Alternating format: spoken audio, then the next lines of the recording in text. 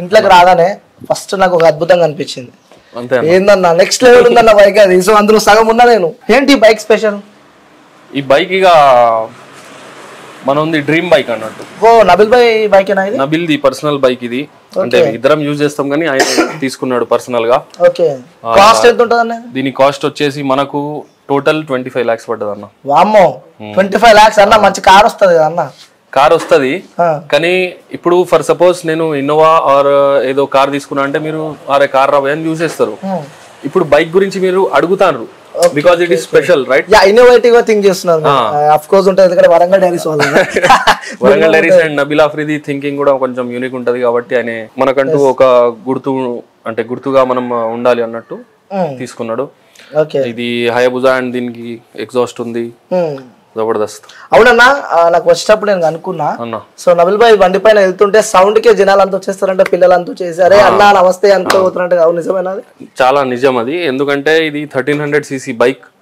ఖాళీ నార్మల్ గా వెళ్తేనే కొంచెం రీసౌండ్ వస్తూ ఉంటది అండ్ 70-80లో వెళ్తే కొంచెం ఎక్కువ సౌండ్ వస్తుంది. అండ్ ఇది నబిల్ బైక్ అని ఎలా తెలుసు? నబిల్ ఆఫ్రిది వ్లాగ్స్, ఈయన వ్లాగ్స్ లో మోటో వ్లాగింగ్ వీడియోస్ కూడా చాలా చేసిండు.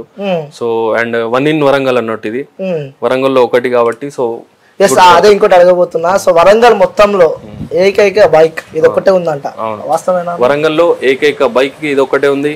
వరంగల్ నుంచి ఏకైక వ్యక్తి బిగ్ బాస్ లో వెళ్ళింది మన నబిల్ ఆఫ్రిది. సూపర్. మొత్తం ఏది చేయాలన్నా వరంగల్ నుంచి. So thank you brother. So అట్లా మీరే స్టార్ట్ చేయాలి ఎందుకంటే వ్యూయర్స్ బండి చూసారు కానీ ఆ సౌండ్ చూస్తారా? ఒకసారి మిమ్మల్ని చూస్తే సేమ్ నాకు నబిల్ భాయ్ చూసినట్టు అనిపిస్తుంది. సో రియల్లీ అనేది మాత్రం నిజం. సో ఆ హైట్ గానీ ఆ బాడీ ఆ స్ట్రక్చర్ గానీ ఒకసారి మనం మొత్తం డబుల్ ఫస్లీ అన్నట్టు అర్థమైంది. ఇప్పటిదాకా చికెన్ బిర్యానీ చూసినప్పుడే అర్థమైంది. సో ఒకసారి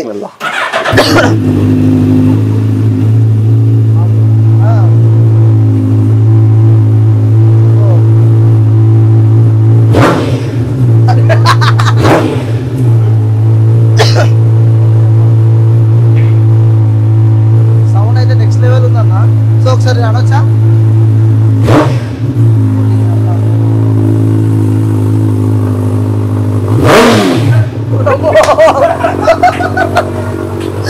నెక్స్ట్ లెవెల్ ఉందన్న సౌండ్ అయితే. భయపడదా రోడ్ల పైన?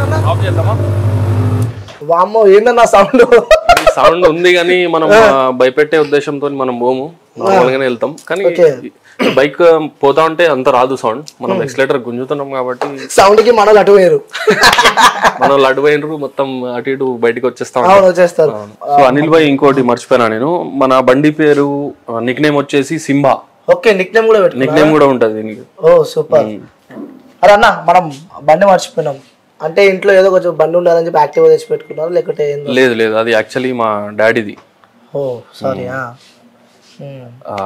డాడీ 2021లో కోవిడ్ వచ్చి ఎక్స్పైర్ అయినరు.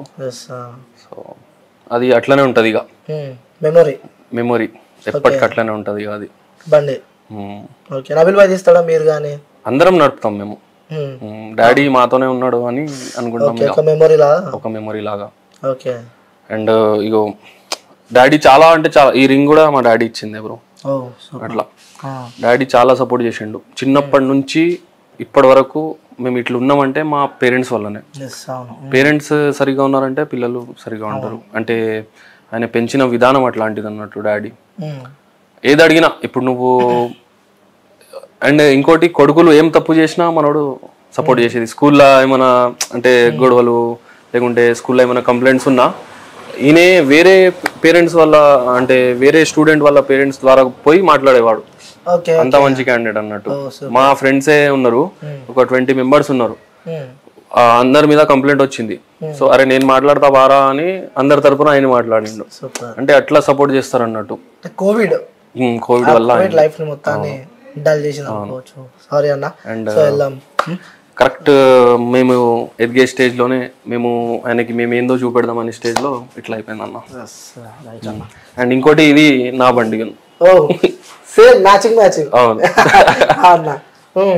ఏంటి సీక్రెట్ బుల్లెట్ వెనకాల? సీక్రెట్ ఏం లేదు, దాని సౌండ్ అండ్ మొత్తం మెటల్ ఉంటది. సో ఇది నాకు ఇష్టం అన్నట్టు బండి. సో ఇంకో బైక్ పెద్ద బైక్ కనిపిస్తుంది పక్కన. ఆ పెద్ద బండ్లు ఏమో మా యాక్చువల్లీ మేము ముగ్గురం బ్రదర్స్. మా పెద్దన్నయ్య వచ్చేసి సౌదీలో ఉంటాడు, నేను సెకండ్ అండ్ నబిల్ థర్డ్. వాళ్ళ పిల్లలు అన్న అవి. ఇక ప్రతి ఒక్కరి బండ్లు ఉండాలి అన్నట్టు పెట్టేసినాం అట్లా. ఓకే.